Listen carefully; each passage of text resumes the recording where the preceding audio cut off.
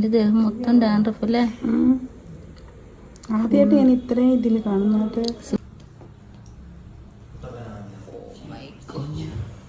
Another one ഞാനിപ്പോൾ കാണിച്ചു തരാം.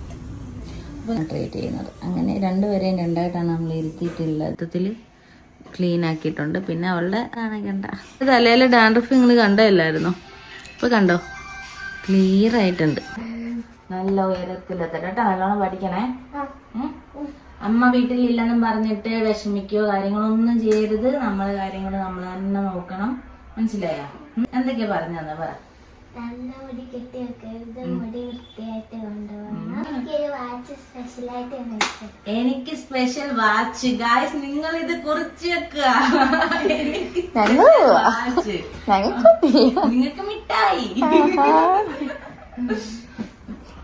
അനിയത്തെ കുട്ടിയെ നോക്കണം കേട്ടോ.